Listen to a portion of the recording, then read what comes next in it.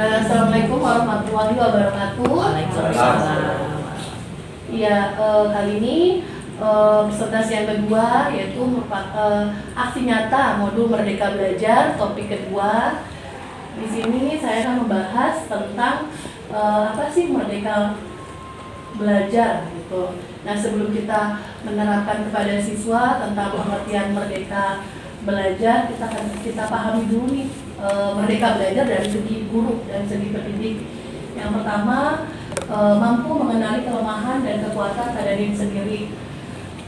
Saya yakin saya pun sendiri aja dari semua materi tidak sepenuhnya saya kuasai gitu.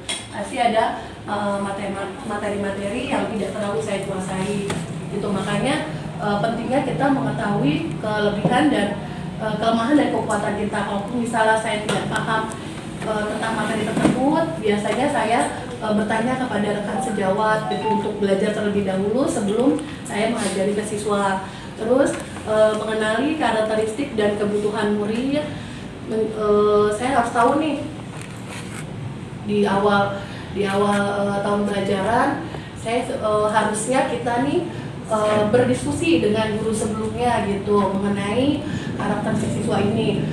Sebenarnya dia ini seperti apa sih, ada kekurangannya apa, apakah dia lambat belajar atau apa gitu. Jadi mengetahui karakteristik siswanya, terus menjadi pribadi yang mandiri. Pribadi yang mandiri ini sebisa mungkin kita tidak bergantung pada orang lain gitu, karena dengan pasti akan ada prosesnya dalam belajar, pasti ada banyak yang akan kita alami gitu. Terusnya mendidik anak seperti mendidik rakyat. Ini saya ambil dari kutipan dari Ki Hajar Dewantara. Jadi dalam mendidik anak itu ibarat kita ini sebagai kepala negara mengajarkan rakyatnya. Jadi tidak seenaknya aja atau tidak, yaudahlah diajarin dia mau bisa atau tidak seperti itu. Terus pendidik berperan penting pada perkembangan peserta didik. Alangkah senangnya seorang guru ketika anak tersebut yang tadinya tidak bisa apa-apa mengalami walaupun hanya sedikit perkembangan dalam belajarnya, tapi kita guru tuh merasa bangga bahwa apa yang kita lakukan ada hasilnya. Nah, selanjutnya Merdeka Belajar. Apa sih yang dimaksud Merdeka Belajar? Merdeka Belajar artinya merdeka berpikir gitu. Merdeka Belajar adalah suatu pendekatan yang dilakukan supaya siswa bisa memilih pelajaran yang diminatinya. Walaupun siswa bisa memilih, tapi bukan berarti guru aku nggak mau belajar matematika, aku nggak ikut belajar matematika, tidak seperti itu juga.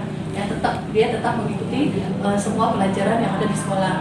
Itu yang kedua, kemerdekaan dalam belajar yang dahulu di dalam kelas menjadi di luar kelas. Yang dahulu zaman kita belajar atau ketika awal-awal mengajar pasti seringnya mengadakan kegiatan pembelajaran di dalam kelas gitu, jarang di luar kelas. Jadi kita berpikir udah di dalam kelas aja, kalau di luar kelas nanti susah menangani siswanya, atau siswanya tidak fokus atau banyak gangguan. Tapi untuk sekarang ini bagusnya itu supaya tidak monoton, kita bisa memanfaatkan lingkungan sekitar nih yang bisa jadi bahan pembelajaran kita untuk penguatan pemberian materi pelajaran kepada siswa. Itu nuansa pembelajaran akan lebih nyaman karena murid dapat berdiskusi lebih dengan guru. Mungkin ketika mereka di luar kelas, misalnya dekat pasar nih, kalau misalnya ada pelajaran materinya tentang kegiatan ekonomi, boleh kok kita mengajak siswa untuk terjun langsung membeli belajar. Kalau yang kemarin saya mempraktekkan tentang PLBJ itu ada kegiatan membuat gado-gado. Nah, saya meminta siswa membuat video mulai dari mereka beli, mulai dari mereka tuh mencuci sayurannya, terusnya mereka belajar memasak, terus sampai menyajikan dan merasakan yang mereka buat. Itu anak-anak antusias sekali. Gimana? Apa perbedaannya ketika guru hanya menyampaikan materi dengan kamu terjun langsung? Oh, seru bu, itu seru bu. Yang tadinya nggak pernah mungkin nyalain kompor atau misalnya nggak pernah goreng, terima jadi mereka seru bu gitu. Saya jadi tahu di pasar itu seperti apa. Oh ini, nah mungkin ada anak-anak yang nggak tahu apa sih kayak kalau misalnya gado-gado tuh pakai apa ya? Curga ya, pakai bumbu-bumbu lah, bumbu dapur gitu ya. Mereka jadi tahu. Jadi ada pengalaman di situ, ada proses belajar, ada pengalaman yang membuat mereka antusias. terusnya ada cerita lah gitu.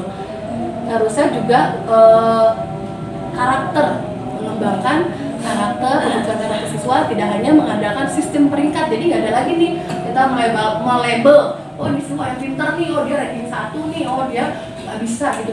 Tidak lagi melabel siswa mengandalkan sistem peringkat. Jadi kita mengatakan setiap anak pasti pintar, hanya membedakan, kalau saya selalu bilang ke anak-anak, semua siswa bisa, semua siswa pintar, yang membedakan hanya kemauan aja, mereka mau belajar atau enggak.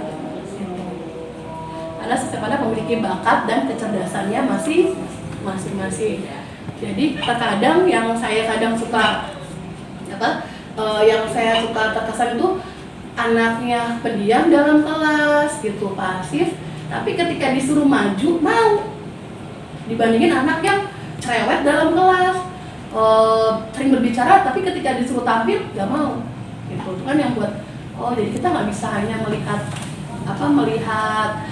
secara luarnya saja. Terus ada juga ternyata ketika saya tampilkan mereka untuk di kegiatan profil pelajar Pancasila ya, di mana mereka menampilkan minat dan bakat, ternyata ada loh anak-anak kita yang pintar masak gitu. Bahkan mungkin gurunya juga kalah gitu. Katanya belajar dari mana? Dari mamahnya gitu. Tapi dengan itu kan berarti kan dia punya keingintahuan gitu. Keingintahuan, walaupun misalnya kita, kamu kayak belajar masak, tapi kalau anak nggak mau, nggak minat, tidak akan tercapai. Selanjutnya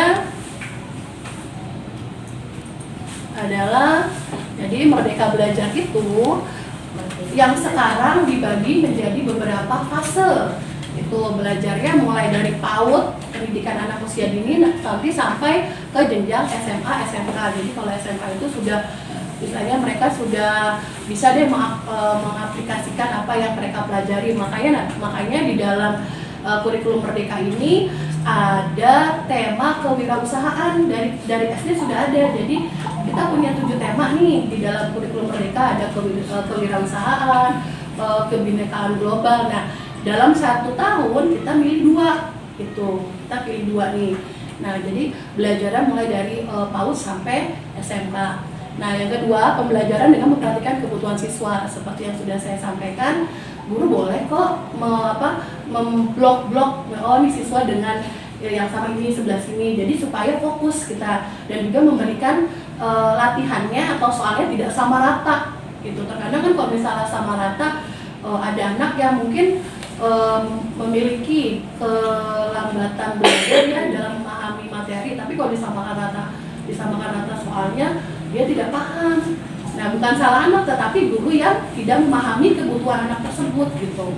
Terusnya pembelajaran yang bermakna, jangan sampai ketika anak pulang dia nggak dapat hasil apa-apa gitu. Jadi semua anak ketika dia sekolah, dia berhak untuk mendapatkan pelajaran yang bermakna.